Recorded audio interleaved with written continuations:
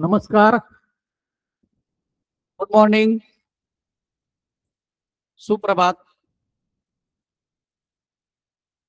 आजच्या आपल्या ऑनलाईन क्लासमध्ये सर्व विद्यार्थी मित्रांचं, शिक्षकांचं हार्दिक स्वागत.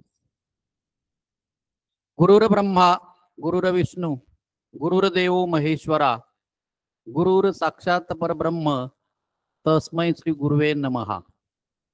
आज गुरुपौर्णिमा, गुरुच्या प्रती आदर व्यक्त करण्याचा दिवस. विद्यार्थी मित्रांनो, तुम्ही जे शिक्षण घेतात, तुमची जी जडणघडण होते आहे, त्या जडणघडणीमध्ये तुमच्या जीवनाच्या वाटचालीमध्ये तुमचं गुरूंचं स्थान खूप महत्वाचं आहे. आणि म्हणून गुरूंच्या प्रती आदर व्यक्त करण्याचा आजचा हा शुभ दिवस आहे. चला, सर्वजण आले का? वैशाली, राजू, सविता, कैलास, संदीप, सुनील, राम, चला लवकर लवकर. आज सुट्टी आहे म्हणून जास्त वेळ टाइमपास करू नका. आपापली वही आणि पेन घेऊन सर्वांनी लवकर हजर व्हा. शाबास, व्हेरी गुड. कसे आहात विद्यार्थी मित्रांनो? मजेत ना? अहो, आपला कालचाच प्रश्न नेहमीचा, मजेत आहात ना? रोज ऑनलाईन क्लास अटेंड करताय ना? अभ्यास करताय ना? करायलाच पाहिजे, कारण आपली जिल्हा परिषद अहमदनगर या जिल्हा परिषदेचे मुख्य कार्यकारी अधिकारी सन्माननीय आशिष एरेकर साहेब आणि शिक्षणाधिकारी माननीय भास्कर पाटील साहेब आणि या ऑनलाईन क्लासचं संनियंत्रण करणाऱ्या आपल्या अहमदनगर जिल्हा परिषदेच्या मुख्यालयाच्या सन्माननीय जयश्री कारले मॅडम यांच्या मार्गदर्शनाने हा चालू असलेला ऑनलाईन क्लास जिल्ह्यामध्ये पूर्ण सुरू आहे. तेव्हा तुम्ही सर्वांनी या क्लासला जॉईन होणं अतिशय गरजेचं आहे. विद्यार्थी मित्रांनो, काल आपण बुद्धिमत्ता या विषयामध्ये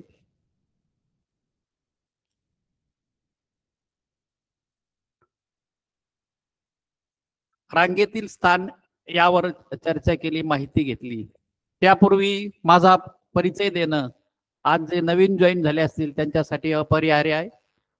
मी गोरे भाऊसाहेब मुरलीधर, जिल्हा परिषद प्राथमिक शाळा डांगेवाडी, केंद्र साकेगाव, तालुका पाथर्डी, जिल्हा अहमदनगर या ठिकाणी सेवेत असून आज मी तुमच्याशी पुन्हा एकदा बुद्धिमत्ता चाचणी या विषयाअंतर्गत रांगेतील स्थान कूट प्रश्नामध्ये असणारा हा उपघटक याच्याशी संवाद करणार आहे. तुम्हाला अधिक माहिती देणार आहे.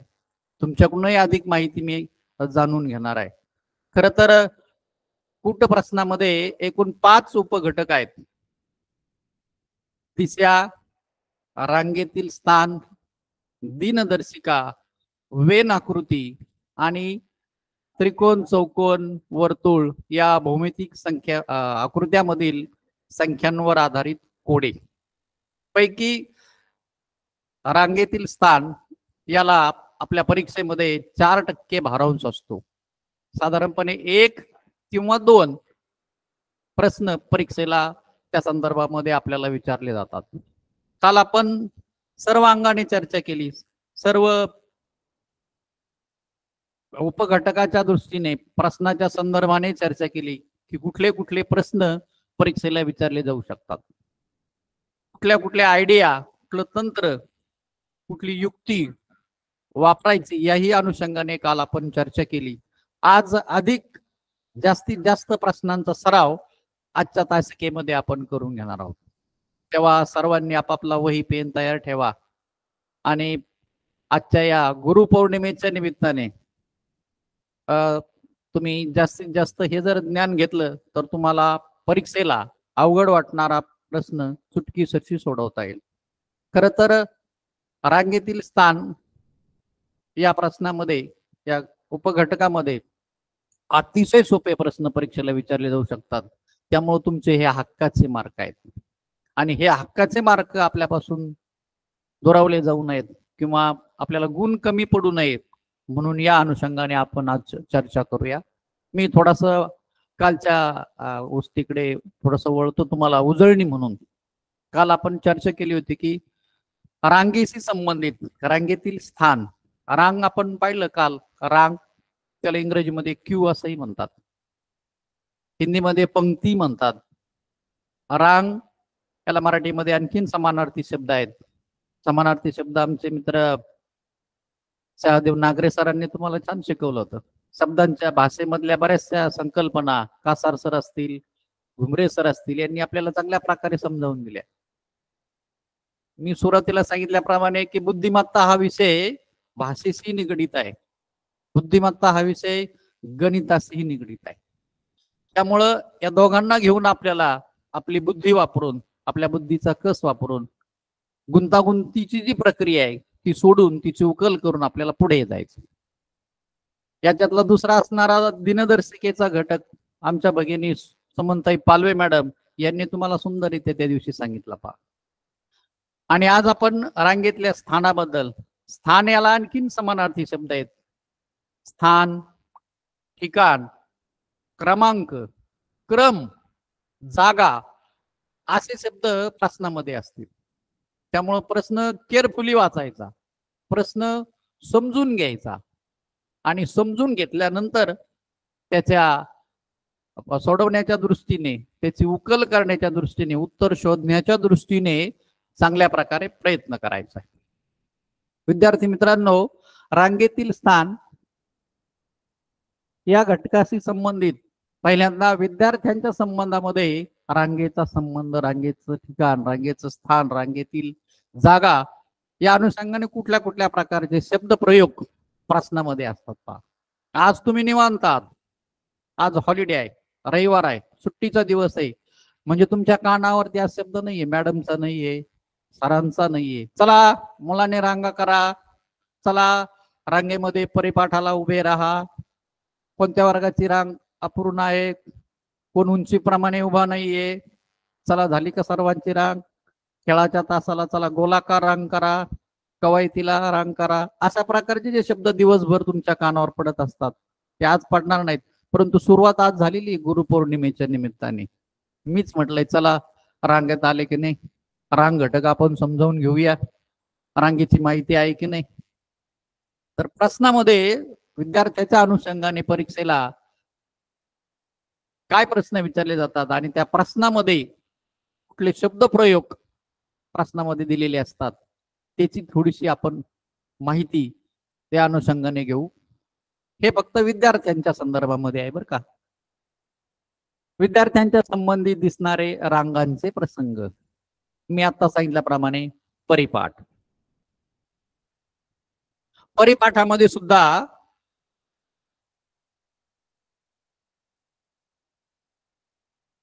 रांगेचा संबंध येत असतो. रांग शब्द उच्चारला जातो. त्याचप्रमाणे कवायत, आपल्या शाळेमध्ये होणारी सर्वांग सुंदर कवायत प्रकार, हो की नाही. योगासन असतात, प्राणायाम असतो. आपला शनिवारचा जो उपक्रम आहे आनंददायी दिवस, आनंददायी शिक्षण, त्यावेळेला तुम्हाला खूप एन्जॉय असते, खूप मज्जा असते, खूप गाणी गोष्टी अशा अनेक मजेशीर गोष्टी असतात. त्याही वेळेला कवायतीमध्ये सुद्धा रांगाच्या संदर्भामध्ये शब्दप्रयोग किंवा संबंध असतो. आपल्या शाळेमध्ये होणारे विविध प्रकारचे खेळ पहा. तुम्ही शाळेमध्ये खेळ खेळता की नाही. कबड्डी, खो खो, फुटबॉल, हॉकी शालेय स्तरावर नाही खेळत, परंतु वरच्या वर्गामध्ये हायस्कूलच्या, माध्यमिक, उच्च माध्यमिक, कॉलेज जीवनामध्ये हॉकी हा खेळ खेळला जातो. त्याचप्रमाणे धावणे, रनिंग, जेवणाची पंगत आदी आपल्या शालेय दिवसभराच्या रुटीन मध्ये, दिवसामध्ये हा शब्द प्रयोग आपल्या कानावर येतो किंवा विद्यार्थ्याच्या संबंधामध्ये रांग हा शब्द उच्चारला जातो. विद्यार्थ्याबरोबरच विद्यार्थी मित्रांनो, दैनंदिन आपल्या व्यावहारिक जीवनामध्ये सुद्धा रांगाशी संबंधित काही प्रसंग आहेत बरं का. आणि त्याही अनुषंगाने परीक्षेला प्रश्न असतो. उदाहरणार्थ रेशन दुकान.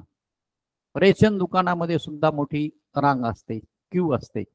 लोक विशेषतः ग्रामीण भागामध्ये धान्य घेण्यासाठी रांगेमध्ये उभे असतात. पहा, एका हातामध्ये रेशन कार्ड असतं, एका हातामध्ये पिशवी असते, आणि बघा किती शिस्तबद्ध ते आपापलं धान्य त्या दुकानासमोर उभे राहून एका ओळीमध्ये, एका रांगेमध्ये घाई गडबड गोंधळ न करता, म्हणजे तिथे लोटालोटी दिसत नाही. बघा, कधी कधी आपणच गोंधळ करतो आपल्या शाळेमध्ये, हे मला मला पहिल्यांदा, मला पुढे, मी पुढे. परंतु रेशन दुकानासमोर असणारी रांग म्हणजे मोठ्यांकडून आपण या गोष्टी शिकायला पाहिजे, मोठ्या माणसांकडून काही गोष्टी जाणून घ्यायला पाहिजे. आणि गुरुपौर्णिमेचा दिवस असल्यामुळं मला खात्री आहे तुम्ही या गोष्टी शिकताल बरं का तुमच्या वैयक्तिक जीवनामध्ये. तर रेशन दुकानासमोर असणारी रांग, बस, रेल्वे स्थानक याही ठिकाणी पॅसेंजरची, प्रवाशांची रांग तुम्हाला आढळून येईल.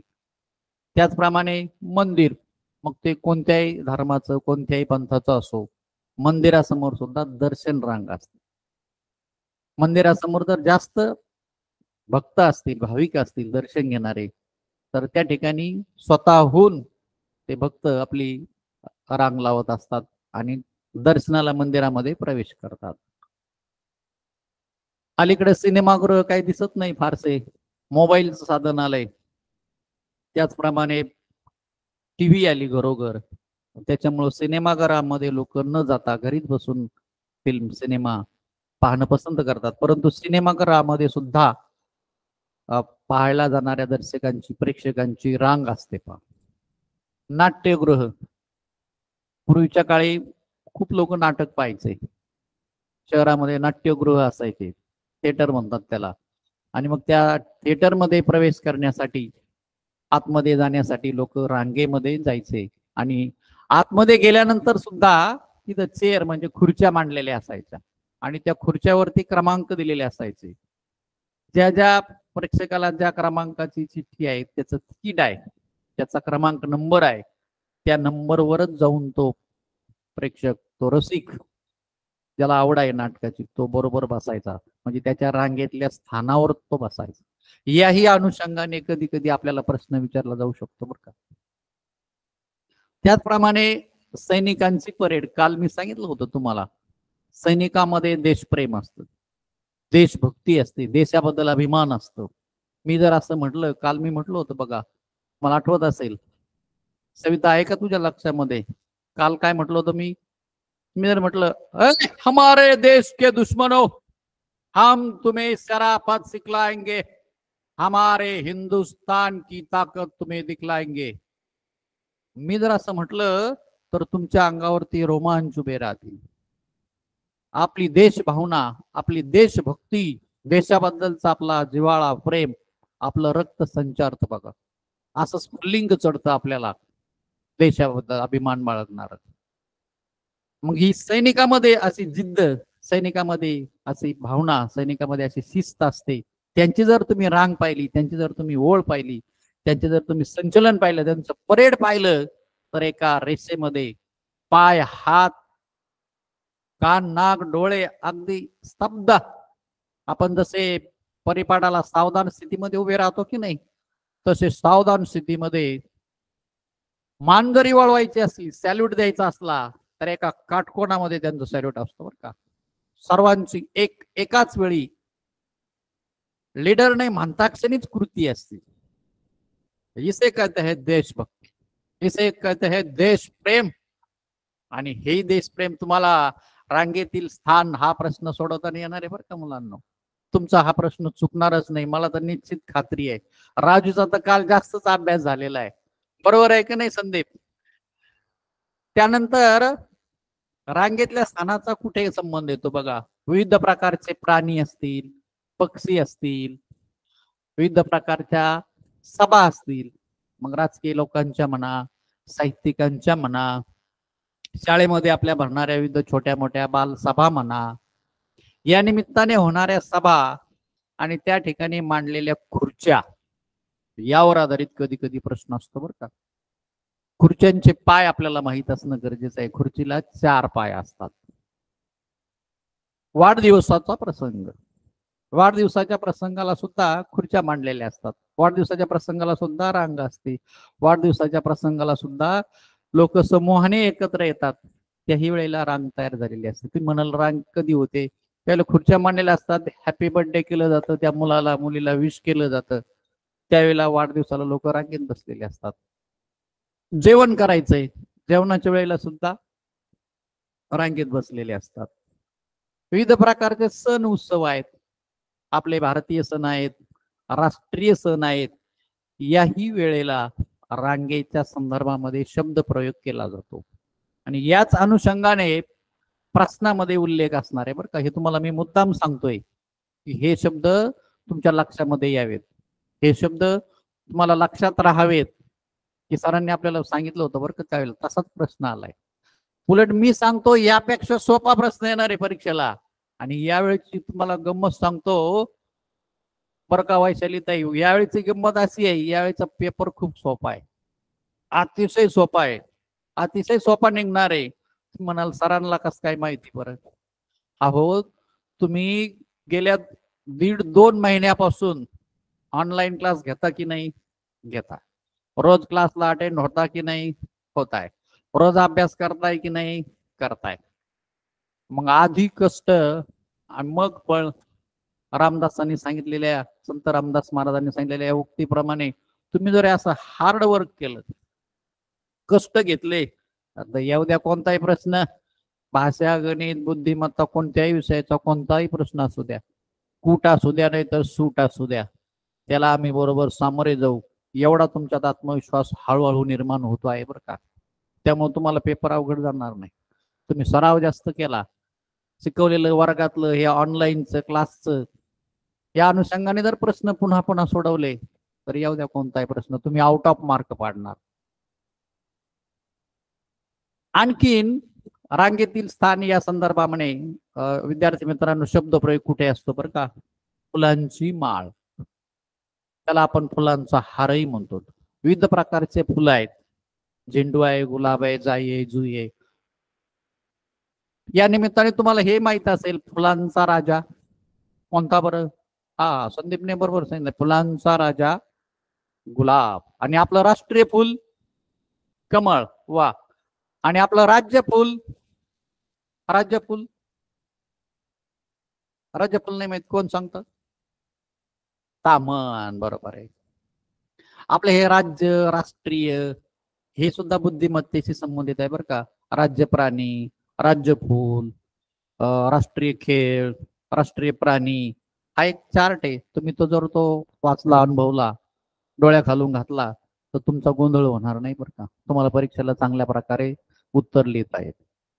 असो, पर्वताची रांग असते, याही अनुषंगाने कधी कधी प्रश्न विचारला जाईल.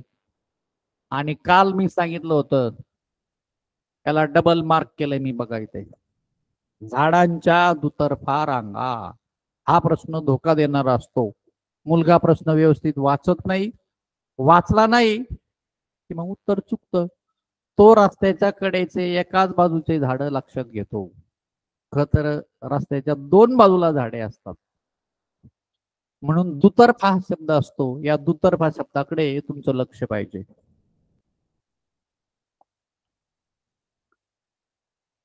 बघा आता काय गंमत आहे विद्यार्थी मित्रांनो, मी तुम्हाला काही चित्र दाखवतो बरं का. आता आपण शाळेमध्ये विद्यार्थ्यांच्या अनुषंगाने रांगेतल्या स्थानाच्या संदर्भामध्ये जे जे शब्द प्रयोग येतात त्यावर चर्चा केली. आपल्या व्यावहारिक जीवनामध्ये ज्या ज्या ठिकाणी रांग, स्थान या अनुषंगाने शब्द प्रयोग केले जातात, प्रश्नामध्ये उल्लेख केला जातो, त्याही अनुषंगाने चर्चा केली. आता हे चित्र आहे, किती सुंदर चित्र आहे.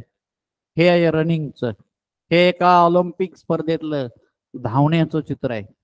या खेळाडूंची बघा पोज पहा, त्यांची पळण्याचं हे बघा, एका याच्यामध्ये, एका रेषेमध्ये, एका रांगेमध्ये हे उभे आहेत आणि आता ते धावायला सुरुवात करणार आहेत. इकडे त्यांचा रिंग मास्टर किंवा पंच आदेश देणार आहेत आणि मग ते धावायला सुरुवात करणार आहे.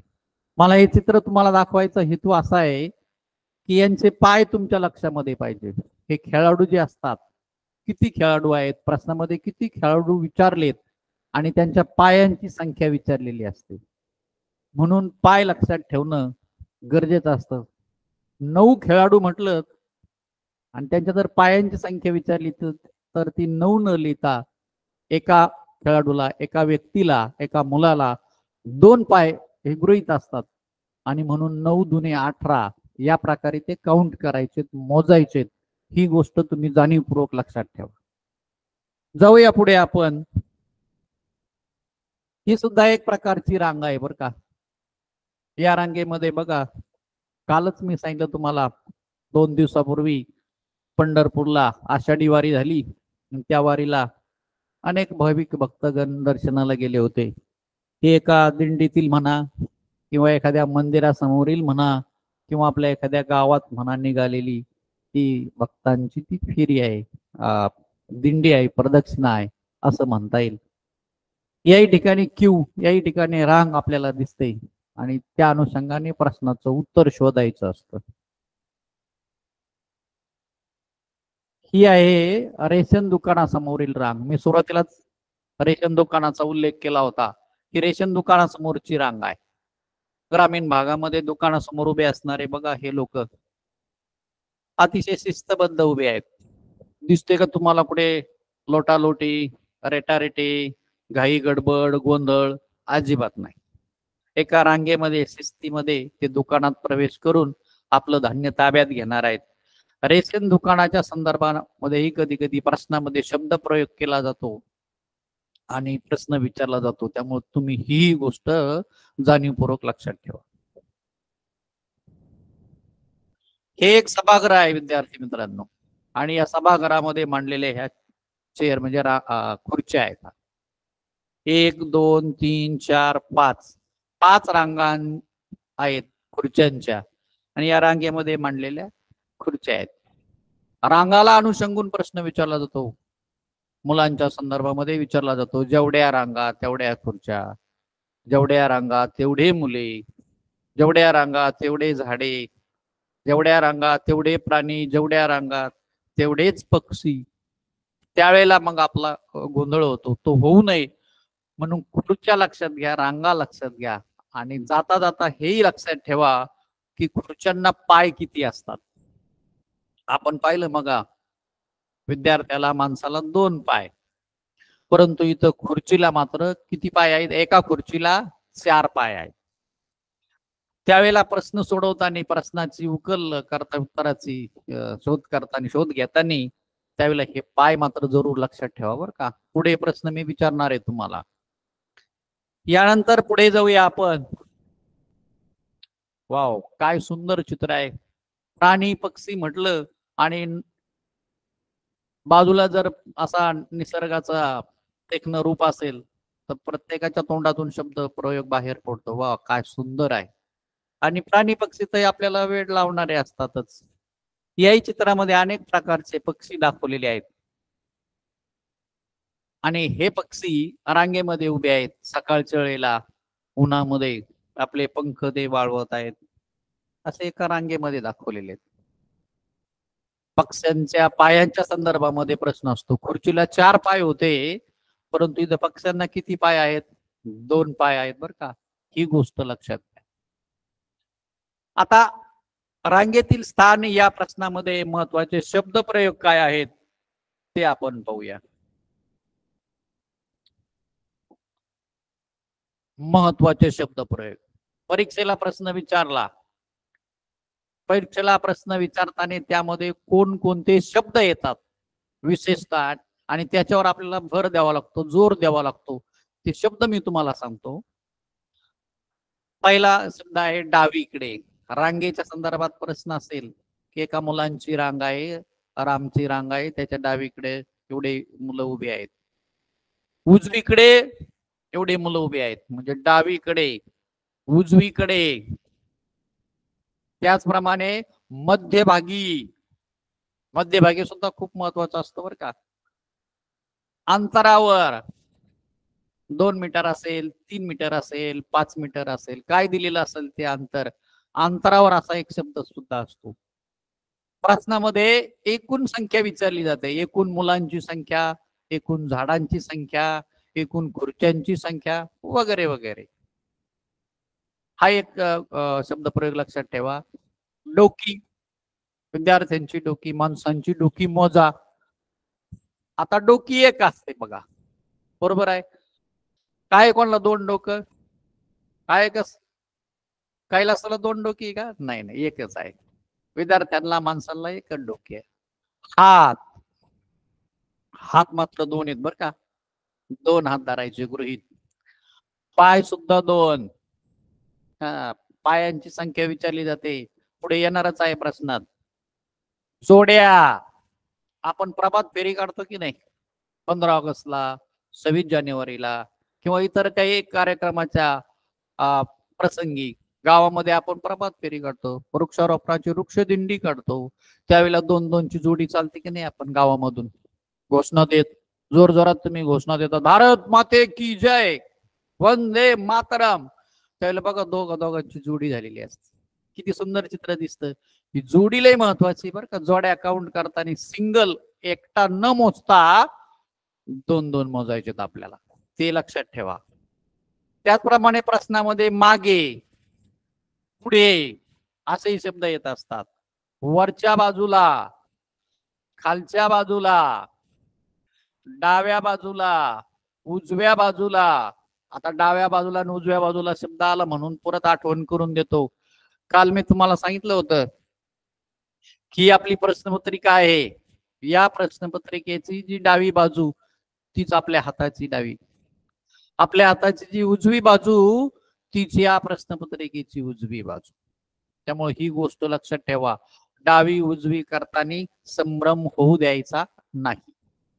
डाव्या बाजूला, उजव्या बाजूला असाही शब्द प्रयोग असतो.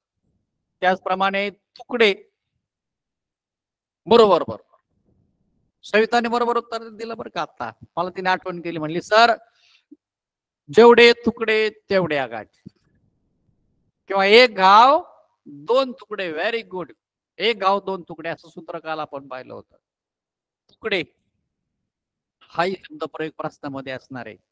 गाठी, दोरीला मारण्याच्या गाठी बरं का. वर्तुळाकार, मुलं कसे बसलेत, वर्तुळाकार बसलेत, त्रिकोणाकृती बसलेत, आयताकृती बसलेत, किंवा दोर वर्तुळाकार करायची, ती दोरी वर्तुळाकार गाठी मारून त्याचं वर्तुळ बनवायचं, गोल आकार करायचा आहे, त्यावेळेला हा शब्द प्रयोग महत्वाचा असतो. म्हणजे रांगेच्या संदर्भाने असतो आणि दोरीच्या संदर्भाने सुद्धा असतो. आता मात्र आपल्याला जायचंय अतिशय महत्वाच्या गोष्टीकडे बर का. हा, आता मी सांगितलं आणि सविताने सांगितलं सुंदर, ती आता खालून ओरडली, मला म्हणली सर एक घाव दोन तुकडे. बघा कालचा आपलं सूत्र, आताचा प्रश्न येणारच आहे कालच्या सारखाच. आज मात्र प्रश्न वेगळे भारी आहेत बरं का. एक घाव दोन तुकडे, जेवढे तुकडे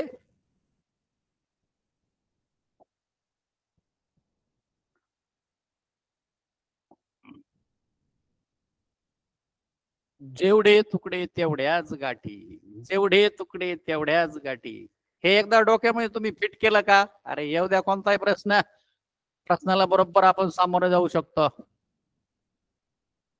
आणि काल दुसरी एक गोष्ट सांगितली होती तुम्हाला, झाडांचा जर प्रश्न आला, आणि येतोच यावेळेला तर येणारच आहे, आता सरकारने जास्त ठरवलेलं आहे झाडं जास्तीत जास्त लावायची, त्यामुळे झाडाचा प्रश्न येणार आहे. त्यावेळेला आपण एक गोष्ट लक्षात ठेवायची, रांगेतील पहिल्या झाडाला अंतर नसतं.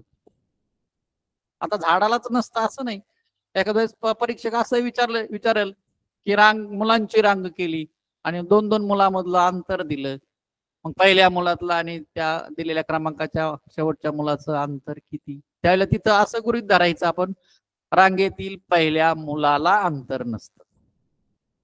झाड आपण हे प्रातिनिधिक स्वरूपात वापरलं तुम्हाला कळण्यासाठी.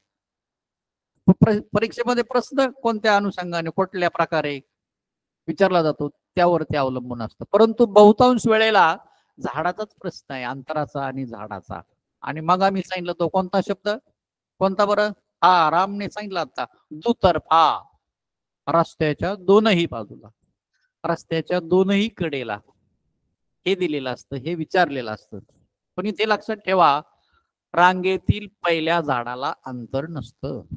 Very good. आणखीन प्रश्न असतो, त्याचं हे सूत्र आहे बरं का.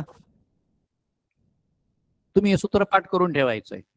सूत्र पाठ करून ठेवलं की प्रश्नाचं उत्तर शोधायला पटकन पुढे जाता येत, वेळ आपला वायाला जात नाही. एकूण मुलांची जर संख्या आपल्याला काढायची प्रश्नामध्ये, त्यावेळेला एकदम पटकन हे सूत्र ध्यानात आणा, कच्च करा. प्रश्नपत्रिकेच्या खालच्या बाजूला किंवा मागच्या बाजूला मधला क्रमांक गुणिले 2 वजा 1, एक पदावली तयार होईल. यामध्ये जर तुम्ही किमती टाकल्या तर पदावली तयार होईल. पदावली तुम्हाला 4थीला शिकवलेलं आहे, 5वीला तुम्ही शिकलेलात गणितामध्ये. पदावली सोडवली, गुणाकार वजाबाकी काय क्रिया असेल, बेरीज, त्या उदाहरणामध्ये भागाकार, चारही क्रिया येऊ शकतात बरं का वेगवेगळ्या अनुषंगाने. ती पदावली सोडून तुम्ही अपेक्षित उत्तरापर्यंत जाऊ शकता. एकूण मुलानंतर काही प्रश्नामध्ये मधला क्रमांक विचारला जातो. मधला क्रमांक ज्या वेळेला काढायचा असतो, शोधायचा असतो, त्यावेळेला हे सूत्र आहे बघा. काय सूत्र आहे? रांगेतील मुलांची संख्या अधिक 1 भागिले 2. वरील उदाहरणामध्ये गुणाकार आणि वजाबाकी या दोनही क्रिया एकत्र आल्या होत्या पदावली सोडवताना. या ठिकाणी बेरीज आणि भागाकार एकत्र आलेला आहे. तुम्हाला हे माहिती आहे, अगोदर कंसातली क्रिया सोडावं लागते, कंस सोडावा लागतो, आणि मग कंसाच्या बाहेरील क्रिया सोडावी लागते.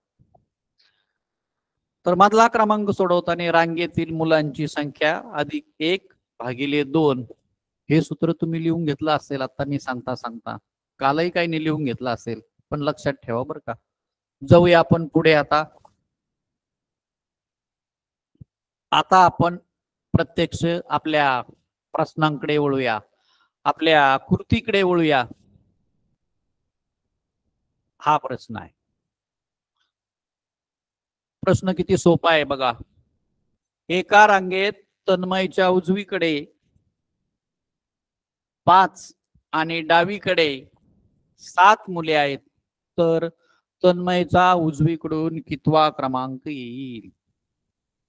मी काल हे तुम्हाला जाणीवपूर्वक सांगितलं होतं विद्यार्थी मित्रांनो. काय सांगितलं होतं की बुद्धिमत्तेच्या कूट प्रश्नाच्या संदर्भामध्ये वेनाकृती असो, दिनदर्शिका असो, दिशा असो, आकृत्यांमधील संख्या शोधणे असो, किंवा आपलं हे सोपं रांगेतील स्थान असो, हा प्रश्न दोनदा वाचायचाच. दुसऱ्यांदा वाचताना प्रश्नाचा आवाका, प्रश्नाची आयडिया, प्रश्नामध्ये काय विचारलंय हे आपल्या पटकन लक्षात येत, पहिल्या वेळेला नाही लक्षात येत. एका रांगेत तन्मयच्या उजवीकडे 5 आणि डावीकडे 7 मुले आहेत, तर तन्मयचा उजवीकडून कितवा क्रमांक येईल? असा हा प्रश्न आहे. सोपा प्रश्न आहे, अजिबात अवघड नाही. कसा सोडवायचा? आता काही उत्तर तयार केले लगेच, वा काही तयार झालेत. आता हे बघा बरं का, ही रांग आहे. मी आता या रांगेमध्ये तन्मयला उभा करतो. समजा इथे तन्मय आहे. एका रांगेत हा तन्मय आहे बरं का. आता याच्या उजवीकडे 5 आहेत, म्हणजे आपली जी उजवी बाजू आहे, आपला जो उजवा हात आहे तेच इथं उजव्या बाजूला. उजवीकडे 5 मित्र आहेत, 5 मुले आहेत, 5 विद्यार्थी आहेत. आणि तन्मयच्या डावीकडे 7 मुले आहेत, ही डावी बाजू. या बाजूला 7 मुलं आहेत. तर काय म्हणतोय, तर तन्मयचा उजवीकडून कितवा क्रमांक येईल? अतिशय सोपा आहे, या 7चा काही संबंध येत नाही उत्तर शोधताना. तन्मय इथे उभा आहे, त्याच्या उजव्या बाजूला 5 विद्यार्थी आहेत, 5 मुले आहेत. उजवीकडून तन्मयचा क्रमांक किती? 5. आणि नंतर काउंट केलं, नंतर मोजलं तर 6. तन्मयचा कितवा क्रमांक येतोय? 6वा. पर्याय आहे का 6वा? बघूया. पहिलाच पर्याय आहे 6वा. पर्याय क्रमांक 1 हे त्याचं उत्तर. तुम्ही लय चुटकीसरशी सोडवलं बरं का. काल तुम्हाला सराव झाला. काही मुलांनी घरी गेल्यानंतर मला फोन आला होता एका मित्राचा, म्हणले सर मी आणखीन काही प्रश्न सोडवलेत आणि मला ते पटपट सोडवता आले. आणखीन आता पुढच्या प्रश्नाकडे जाऊ. हे सोपं वाटलं तुम्हाला. आता दुसरा प्रश्न पाहूया आपण. आली बुवा दोरी, आले तुकडे. म्हणाला आपल्याला हे तर लयच आवडतं सर, हे तर माझा आवडता प्रश्न आहे सगळ्यात. काय प्रश्न आहे बरं? एका दोरीचे 9 सारखे तुकडे करायचे असल्यास तिला किती ठिकाणी कापावे लागेल? एका दोरीचे 9 सारखे तुकडे करायचे असल्यास तिला किती ठिकाणी कापावे लागेल? शाबास. त्याच्यात सूत्र ध्यानात आहे बरं का. कैलासचं सूत्र चांगलं ध्यानात आहे. काय म्हणतोय कैलास? एक घाव 2 तुकडे. सर इथं एक घाव 2 तुकडे हे सूत्र लागू पडतंय असं तो म्हणतोय. आता 9 तुकडे करायचे. एक घाव घातला तर 2 तुकडे होतात, 2 घाव घातले तर 3 तुकडे होतात, म्हणजे एक वाढवत जातो. काल आपण दोरी कापूनही पाहिली होती प्रत्यक्ष. त्यामुळे तुम्ही हाही प्रश्न त्याला दिलेल्या अपेक्षित वेळेपेक्षाही पटकन सोडवलेला असणार आहे, मला खात्री आहे. जेवढा सेकंद जेवढा मिनिट त्याला वेळ दिलेला आहे त्याच्याही पेक्षा तुम्ही पटकन सोडवलात आणि पुढच्या प्रश्नाकडे गेले असणार. बघूया आपण. 9 सारखे तुकडे करायचे, याचा अर्थ त्याला काप किती ठिकाणी द्यावा लागेल? त्याला काप त्याच्यापेक्षा 1 ने कमी म्हणजे 8 ठिकाणी द्यावा लागेल. 8 असं उत्तर आहे का कुठे? बघू बरं आपण. पहिलाच पर्याय आहे.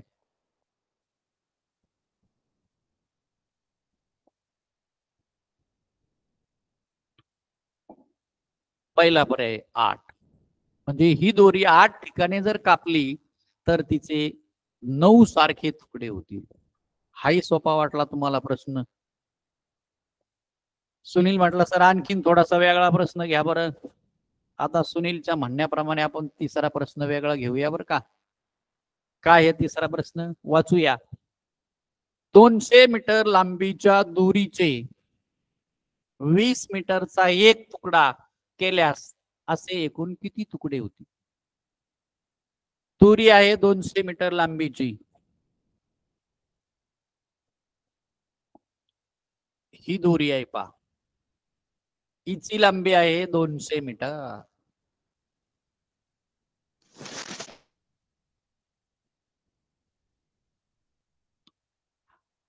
आणि 20 मीटरचा एक तुकडा करायचा आहे. एकूण लांबी आहे 200 आणि 20 मीटरचा एक, असे किती तुकडे होतील? अनेकावरून एकाची किंमत काढायची. अनेकावरून एक गणितामध्ये तुम्ही शिकलेले आहेत. एकावरून अनेक, अनेकावरून एक. एकावरून अनेक वस्तूची किंमत काढणे आणि अनेकावरून एका वस्तूची किंमत काढणे, हो की नाही?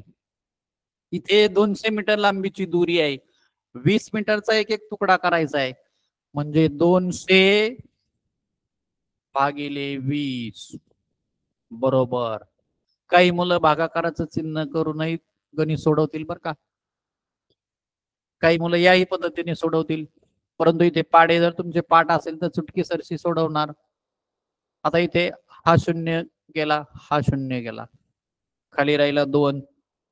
बे 1 बे, बे 1 बे, बे 0 0. किती आलं उत्तर? 10. एखादा विद्यार्थी असा करेल, डायरेक्ट 20 ने भागल 200ला, 200 भागिले 20, 20 10 200 असं सुद्धा करल. म्हणजे 20 मीटरचा जर एक तुकडा, आता 200 मीटरचे किती तुकडे होतील मित्रांनो आपले? 10 तुकडे आहे का उत्तरामध्ये? पाहूया आपण. पर्याय 1 10, पर्याय 2 100, पर्याय 3 1000, पर्याय 4 400. आपलं उत्तर आलेलं आहे 10. करेक्ट. किती सोपं आहे. आणखीन वेगळा प्रश्न पाहूया बरं का आपण. चला पुढे.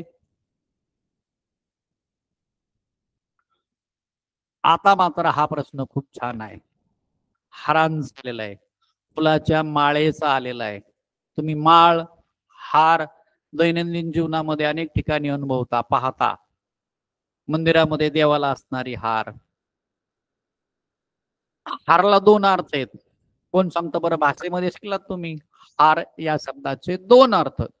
शब्द 1, अर्थ 2. कोण सांगतो? अजून काही कोणाचं बोट वर व्हायना? शाबास, राजूचं बोट वर झालं बरं का आज. हा, हार शब्दाला दोन अर्थ आहेत. एक हार म्हणजे फुलांची हार, फुलांची माळ, आणि दुसरा हार म्हणजे पराभव, विजय आणि पराभव. हार म्हणजे पराभव, जीत, हार जीत म्हणतो ना आपण. हार म्हणजे पराभव, म्हणजे शब्द एक होता, अर्थ दोन होते. हे भाषेमध्ये असतं, मग योगायोगाने तुम्हाला मी सांगितलं. तर या हारामध्ये काय केलेलं आहे बघा, प्रश्न वाचूया आपण, समजून घेऊ. एका हारामध्ये एकूण 55 फुले आहेत. मध्यभागी गुलाबाचे फुल आहे. तर त्या गुलाबाच्या फुलाचा सुरुवातीपासूनचा क्रमांक किती? प्रश्न सोपा आहे, एकदम सोपा आहे, तुम्हाला तर बिलकुल अवघड जाणार नाही. आणि मी सूत्र दिले तुम्हाला आयतच मागा दिलेलं, काही नाही तर उत्तरही काढून ठेवला असेल पटकन. बघूया आपण आपल्या नियमाप्रमाणे प्रश्न सोडूया. मधला एका हारामध्ये एकूण 55 फुले आहेत, मध्यभागी गुलाबाचे फुल आहे.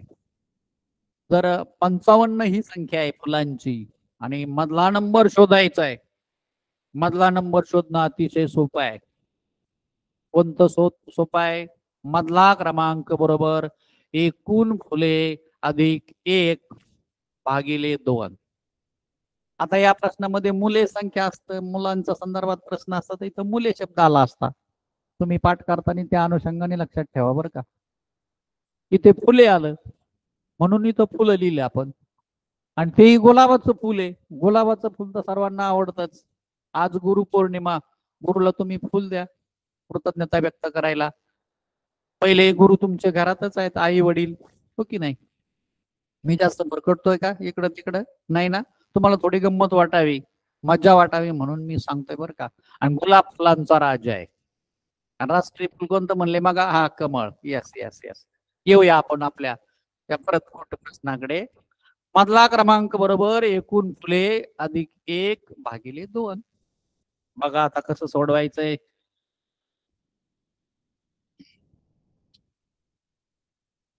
हा, एकूण फुले किती आहेत? 55. ते 55 लिहूया आपण. अधिक 1, 1 लिहिला, भागिले 2. किमती टाकल्या, फक्त किमती टाकल्यानंतर उत्तर चुटकी सरसी येईल. आता बरोबर 55 अधिक 1, 55 आणि 1 56 भागिले 2. 56 भागिले 2 तुम्ही बाजूला भागाकार करू शकता. 56 भागिले 2 याचा भागाकार येतो 28. बेचा पाडा तुम्हाला येतोय, अतिशय सगळ्यात छोटा पाडा. म्हणजे त्या मधल्या फुलाचा म्हणजे गुलाबाचा सुरुवातीपासूनचा क्रमांक आला 28. पर्याय आहे का बघा? पर्याय 1 25 नाही, पर्याय 2 26 नाही, पर्याय 3 28 यस, पर्याय 4 काय आहे? 27. 27 नको आपल्याला, पर्याय 3 आला 28. किती सोपा प्रश्न आहे. आणि असा प्रश्न तर असंख्य वेळेला आलेला आहे. या पूर्वीच्या जर सगळ्या प्रश्नपत्रिका तुम्ही चाळल्या मध्ये, तर असा प्रश्न आलेलाच आहे, मधल्या क्रमांकाचा किंवा एकूण क्रमांकाचा, एकूण संख्येचा. ओके, हा प्रश्न चुकणार नाही आता निश्चित. Very good. जाऊया पुढे आपण. आली बुवा रांग पुन्हा एकदा. प्रश्न म्हणला का रांग आलीच, स्थान म्हणलं का रांग आलीच. 5वा प्रश्न आहे आता आपला. काय प्रश्न आहे हा? आता केअरफुली वाचावं लागेल बरं का. एका रांगेत पहिला क्रमांक रामचा आणि 11वा क्रमांक श्यामचा आहे. वा, श्याम जर रांगेच्या मध्यभागी असेल तर त्या रांगेमध्ये एकूण किती मुले उभे असतील? यापूर्वीच्या प्रश्नात मधला क्रमांक विचारला, या प्रश्नामध्ये एकूण मुले विचारली. दोनही प्रश्नांना सोडवताना सूत्र आहे. काल शिकवलं तसं या प्रश्नालाही सोडवायला आपल्याकडे सूत्र आहे. सूत्र असेल तर उत्तर चुटकी सरशी सुटतं बरं का. आता एक फसवी गोष्ट आहे, हा, लक्षात आली, तुमच्या बऱ्याच मुलींच्या लक्षात आली बरं का. काय लक्षात आली सर? याच्यामध्ये रामचा नाम उल्लेख आहे, रामची माहिती दिलेली आहे, परंतु प्रश्नाचं उत्तर शोधताना त्याचा काही अर्थार्थी संबंध येत नाही. कधी कधी प्रश्नामध्ये अनावश्यक माहिती सुद्धा दिली जाते. तसेच इथे आहे. एका रांगेत पहिला क्रमांक रामचा आहे, पहिल्या क्रमांकाला कोणी असू शकतो, काय हरकत नाही. 11वा क्रमांक श्यामचा आहे, पहिला आणि 11वा आहे की नाही. हा पहिला, 11वा. पण पुढे तो असं म्हणतोय 11वा क्रमांक जर श्यामचा आहे आणि श्याम रांगेच्या मध्यभागी आहे, तर रांगेतली एकूण मुलं, मधला नंबर माहीत झाला तर एकूण संख्या काढणं सोपं जातं. त्यावेळेला पहिला क्रमांक माहीत असावाच असं नाही. पहिल्या क्रमांकाचा या प्रश्नामध्ये उत्तरामध्ये सोडवताना संबंध येतोच असं नाही. म्हणजे उदाहरणार्थ रामची माहिती आपल्याला अनावश्यक वाटते बरं का. सूत्र आहे एकूण मुले बरोबर मधला क्रमांक गुणिले 2 वजा 1. यामध्ये आपण किमती टाकूया. हा, मधला क्रमांक श्याम मध्यभागी आहे आणि श्यामचा क्रमांक आहे 11वा, म्हणजे 11 गुणिले 2 वजा 1. ही पदावली सोडवायची. पदावली सोडवली की काहीच अडचण येणार नाही. सोडूया पदावली. 11 गुणिले 2, पाडे सुद्धा किती सोपे आले. 11 दुने 22 वजा 1, 22 वजा 1 21. म्हणजे रांगेमधले एकूण मुलांची संख्या किती आलेली आहे? 21. शोधूया आपल्या पर्यायामध्ये. पर्याय क्रमांक 1 21, पहिलाच पर्याय बरोबर आहे. दुसरा 22 चूक आहे. तिसरा 20 चूक आहे. चौथा 23 सुद्धा चूक आहे.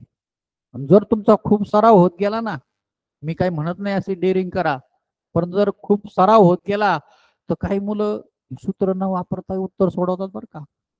त्याला जर मधला क्रमांक कळाला का तो लगेच सांगतो रांगेतले मुलं किती आहेत. मधला क्रमांक 11वा आहे, तो थोडस डोकं वापरतो. तो म्हणतो त्याच्या डाव्या बाजूला किंवा त्याच्या मागे 10 असतील, है की नाही.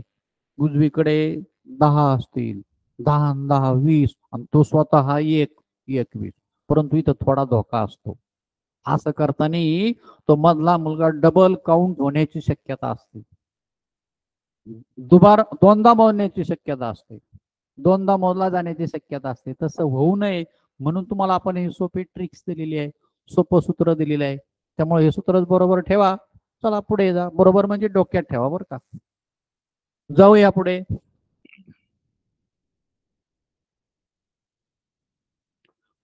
आता आणखीन वेगळा प्रश्न आला.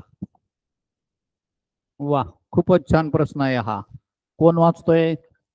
हा, एका शाळेत एका रांगेत 15 मुले उभी होती. याप्रमाणे अशा 10 रांगा केल्या होत्या, तर त्या शाळेतील मुलांची संख्या किती? एक शाळा आहे, स्कूल आहे, विद्यालय आहे. त्या शाळेमध्ये मुलं परिपाठाला उभी राहिली. उभे राहिल्यानंतर रांगा केल्या. एका एका रांगेमध्ये मुलं उभे राहिले. रांगेत उभे राहिल्यानंतर एका रांगेत सरांनी मॅडमने उभा केले मुलं. किती मुलं उभा केले? तुम्ही प्रश्नामध्ये असं कच्च करू शकता बरं का. असं असं थोडस खून करू शकता लक्षात राहण्यासाठी. एका रांगेत 15 मुलं आहेत. अशा 10 रांगा केल्या होत्या. म्हणजे आता या प्रश्नामध्ये एकावरून अनेकाची किंमत विचारली. यापूर्वीच्या एका प्रश्नात आपण पाहिलं अनेकावरून एकाची किंमत होती, हो की नाही. आता इथं एकावरून अनेकाचे म्हणजे गणिताचा संबंध आला. सोपा आहे. जर एका रांगेत 15 मुलं आहेत तर 10 रांगेत किती? आपला तिसरीचा मुलगा सांगू शकेल उत्तर. 15 गुणिले 10. हा फक्त गुणाकार करायचा. 15 गुणिले 10, 15 15 10 150. 150 उत्तर आहे का पाहूया. 100 पहिला पर्याय चूक. 150 यस, पर्याय 2 बरोबर. तिसरा पर्याय 200 नो. चौथा पर्याय 250 नो. म्हणजे अचूक पर्याय, योग्य पर्याय कोणता आला? 150, पर्याय 2. तर शाळेतल्या सर्व मुलांची संख्या आली 150. तुम्हाला जाता जाता हा एक नियम सांगतो मुलांनो, ज्या वेळेला शून्याचा गुणाकार येतो, तुम्हाला माहिती आहे ते. थांब थांब थांब सविता थांब, तुला माहिती आहे. माहिती आहे पण तरी सांगतो बरं का, आमच्या काही इतर मुलांना माहित नसेल ना, म्हणून सांगतो. ज्यावेळेला शून्याचा संबंध येतो गुणाकार करताना, त्यावेळेला आता इथे 10 ने गुणलेलं आहे, 100 ने गुणायचं असेल किंवा 1000 ने गुणायचं असेल, त्यावेळेला पाढा मोजण्याची आवश्यकता नाही. अतिशय सोपं आहे. काय करायचं, ज्या संख्येला गुणणार आहोत आपण 10च्या पटीतल्या संख्येने, म्हणजे विशेषतः 10 दशका 10, 100, 1000, 10,000, 1,00,000 या संख्या बरं का. त्यावेळेला ही संख्या तशीच ठेवायची. पहिली संख्या कोणती आहे ती कोणतीही असो, ती आहे 15. ती उचलायची पुढे घ्यायची उत्तराच्या तिथे, आणि या एकावरचे फक्त शून्य उचलायचे, शून्य घ्यायचे आणि या संख्येवरती मांडायचे. आता इथे एकावर किती शून्य आहेत? 1, 2, 3. 1, 2, 3 झालं की उत्तर 15,000. हे शून्याचा गुणाकार करताना लक्षात ठेवा. जाता जाता ते मला आठवलं म्हणून तुम्हाला सांगितलं बरं का. जाऊया पुढे.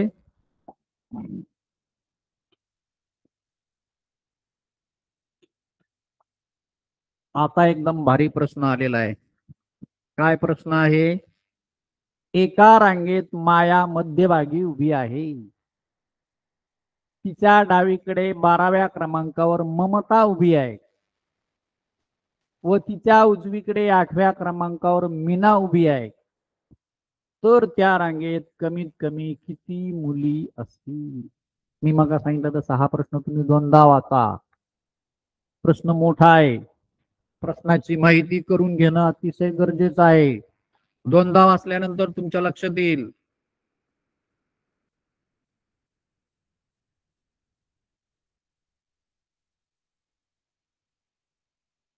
वाचला? हा. माया रांगेत मध्यभागी आहे. माया जर रांगेत मध्यभागी आहे तर तुमच्या लक्षात आलं, तिच्या डावीकडे तेवढेच मुली असल्या पाहिजेत आणि तिच्या उजव्या बाजूला सुद्धा तेवढ्याच मुली असल्या पाहिजेत. ही गोष्ट आपल्या डोक्यामध्ये पक्की ठेवा, फिट करा. पाहूया आपण मायाकडे वळूया. काय म्हणते माया? माया मध्यभागी आहे का ग तू? आहे मध्यभागी बरं का. बघा आता एकदम सोपा प्रश्न आहे. मायाला मी उभा करतो इथे, ही आहे माया. Very good. माया मध्यभागी आहे आणि तिच्या डावीकडे 12व्या क्रमांकावर ममता आहे. आता ही बघा, ही माझी डावी बाजू, ही डावी बाजू, ममता, ही ममता तिच्या डावीकडे, तिच्या डावीकडे कितव्या क्रमांकाला? 12व्या क्रमांकाला. 12व्या क्रमांकावर कोण उभी आहे? डावीकडे ही ममता आहे. शाबास, इथपर्यंत कळलं. जाऊया पुढे. पुढे म्हणतोय तो, तिच्या उजवीकडे 8व्या क्रमांकावर मीना उभी आहे. इथं मीना घेऊ आपण. ही मीना, ती कितव्या क्रमांकावर आहे? 8व्या. आता तो वर तो प्रश्नामध्ये असं म्हणतोय की माया तर मध्यभागी आहे.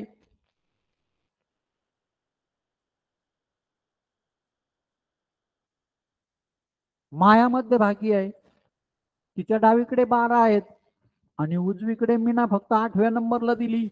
एखादा म्हणाल काय करेल एखादा मुलगा घाई गडबडीमध्ये, यांची बेरीज करण उत्तर चुकन बर का. एक लक्षात घ्या, मायाच्या डावीकडे 12व्या क्रमांकावर ममता आहे. यस, हे बरोबर आहे. माया मध्यभागी आहे, हे बरोबर आहे. उजवीकडे मीना 8व्या नंबरला आहे, परंतु मीनाच्या पलीकडे उजव्या बाजूला आणखीन मुली असण्याचा संभव आहे. ते नसतील तर मायाच्या मधल्या क्रमांकाला महत्वच नाही. मायाचा मधला क्रमांक मधला नंबर असूच शकत नाही. याचा अर्थ डावीकडे जर 12 आहेत तर मायाच्या उजव्या बाजूला सुद्धा किती असले पाहिजेत? यस, संदीपने छान उत्तर दिलं. सर, मीनाच्या डावीकडे आणखी 4 मुली असू शकतात आणि असणारच आणखीन 4 मुली. मग मधला नंबर ठरवणं सोपं जाईल, मधला नंबर काढणं सोपं जाईल, आहे की नाही? आता शोधू आपण उत्तर. ती मीना झाली. तर काय म्हणतोय, तर त्या रांगेत कमीत कमी किती मुली असतील? 12, माया 1, 13, 13 8 21, 21 आणि 4 25. पर्याय क्रमांक 4 ला आहे.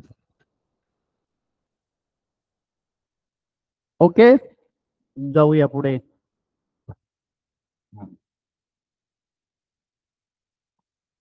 यानंतर परीक्षेला आलेले काही प्रश्न त्या अनुषंगाने आपण चर्चा करू बर का.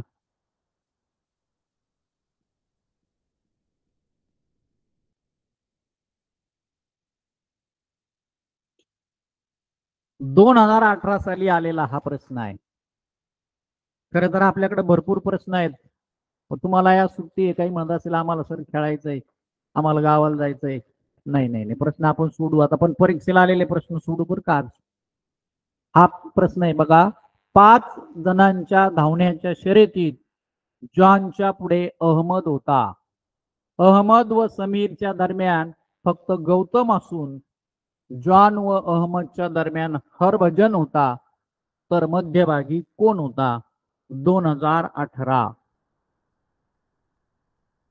2018 साली आलेला हा प्रश्न आहे. प्रश्न सोपा आहे, प्रश्न समजून घ्यायला सुद्धा सोपा आहे. हे धावण्याच्या शर्यती, तुम्हाला एक धावण्याचं चित्र मी दाखवलं होतं सुरुवातीला. हे उभे आहेत बरं का धावण्याच्या स्पर्धेसाठी एका रांगेमध्ये. कसे उभे आहेत त्यांचा धावण्याचा क्रम आपण प्रथम जाणून घेऊया. 5 जणांच्या धावण्याच्या शर्यतीत जॉनच्या पुढे अहमद होता. आता हा जर जॉन घेतला, बघा हा जॉन, याच्या पुढे अहमद एक, नेमका कुठे काय माहिती नाही, परंतु तो म्हणतोय त्याच्या पुढे आहे अहमद. जॉनच्या पुढे अहमद होता. बर, त्याच्या पुढे म्हणतोय अहमद व समीरच्या दरम्यान फक्त गौतम असून जॉन व अहमदच्या दरम्यान हरभजन होता. आता मी काय केलं, पहिल्यांदा जॉन आणि अहमद लिहिले बर का. त्यानंतर मला उत्तर शोधणं सोपं जावं म्हणून मी काय केलं की हे दुसरं जे वाक्य आहे, अहमद व समीरच्या दरम्यान फक्त गौतम असून, हे वाक्याचा विचार न करता पुढच्या वाक्याचा विचार केला. जॉन व अहमदच्या दरम्यान हरभजन होता, कारण जॉन आणि अहमद मी इथं लिहिलेलं होतं. या दोघांच्या दरम्यान हरभजन, हे इथं या हरभजन.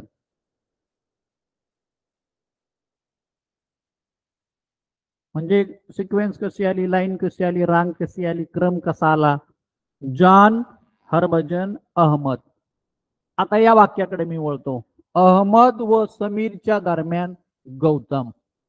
अहमद व समीरच्या दरम्यान, इथं समीर, आणि दोघांच्या दरम्यान, दरम्यान म्हणजे मध्यभागी गौतम. तर मध्यभागी कोण होता? आता हे किती जण आहेत? 1 2 3 4 आणि 5. या 5 जणातला मधला नंबर शोधणं सोपं आहे. इथं सूत्राची गरज नाही, इथं फक्त तुम्ही काउंट करून मोजून शोधू शकता. 5 मधला तिसरा नंबर मधला 1 2 सोडून द्यायचे, या बाजूचे 2 नंबर सोडून दिले, 2 मुलं सोडले, मधला नंबर आला अहमद. मध्यभागी कोणाला? अहमद. कळलं? आणखीन पुढे जाऊया. 2023 आता आलेला प्रश्न आहे बरं का, 23चा. अतिशय सोपा आहे हा प्रश्न. क्रमांक 16वा. समजून घ्या, सर्वांनी एकदा वाचा. लाल, पिवळा, निळा, हिरवा व गुलाबी या रंगाच्या पताका याच क्रमाने लावलेल्या आहेत. तर पिवळ्या रंगाची पताका पुढीलपैकी कोणत्या क्रमांकावर येईल? 2023 चा प्रश्न आहे. आपण या पताका प्रथमतः लिहूया. हा अतिशय महत्वाचा प्रश्न आहे, सर्वांनी नीट समजून घ्या. लाल, पिवळा, निळा, हिरवा आणि गुलाबी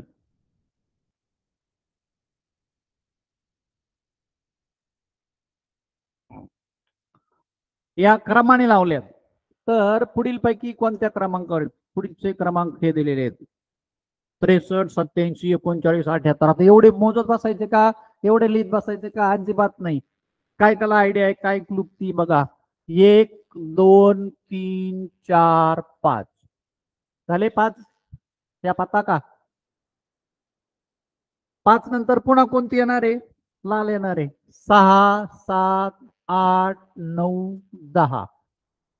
10 नंतर कोणती येणार आहे? पुन्हा लाल येणार आहे.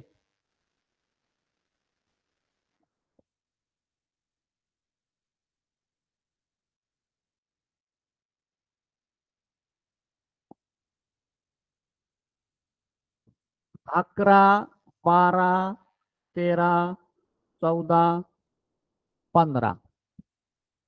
आता मी काही पुढे जात नाही बरं का. हे केल्यानंतर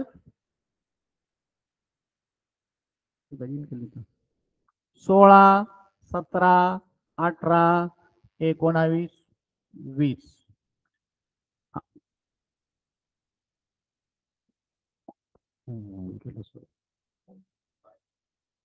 हाँ.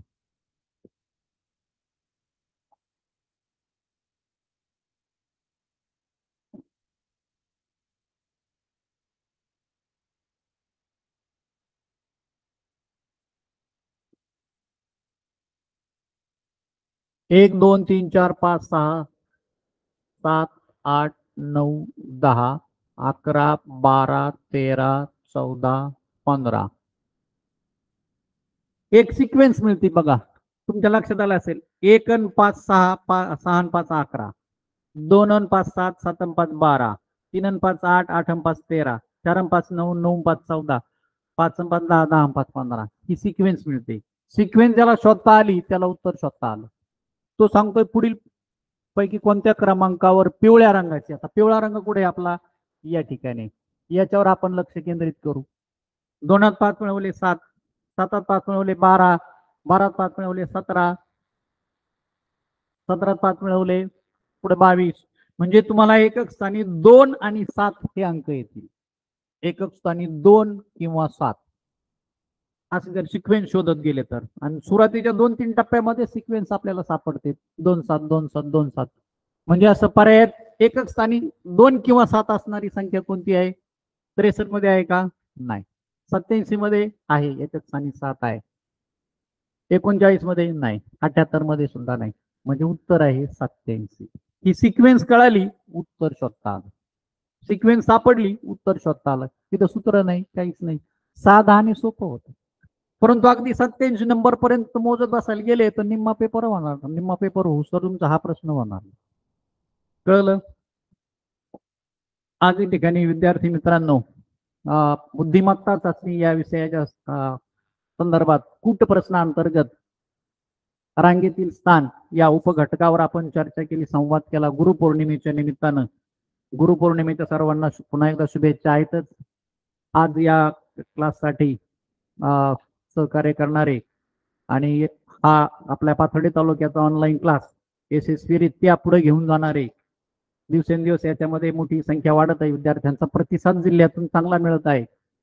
असे आपल्या तालुक्याचे कर्तव्यदक्ष गट शिक्षणाधिकारी सन्माननीय अनिल भवार साहेब, त्याचप्रमाणे आपल्या या मिशन आरंभचं तालुक्याचं आपल्या टीमचं नेतृत्व करणारे आपल्या सर्वांचे मार्गदर्शक, अगदी पहिल्या मिनिटापासून तर शेवटच्या मिनिटापर्यंत हजर असणारे आणि मार्गदर्शन करणारे, छोट्या छोट्या गोष्टी आपल्याला समजावून सांगणारे आदरणीय रामनाथजी कराड साहेब, त्याचप्रमाणे आपले सहाय्यक नोडल अधिकारी हे कराड साहेबांबरोबरच अतिशय पूर्ण वेळ देणारे सन्माननीय रामकिसनजी वाघ सर, सहाय्यक दुसरे आपले अधिकारी प्राध्यापक संतोष घोगरे सर, या सर्वांना मी धन्यवाद देतो. मला ही संधी दिली, तुमच्याशी विद्यार्थी मित्रांनो संवाद साधता आला, त्याबद्दल सर्वांना धन्यवाद आणि पुन्हा एकदा गुरुपौर्णिमेच्या शुभेच्छा. थँक्यू.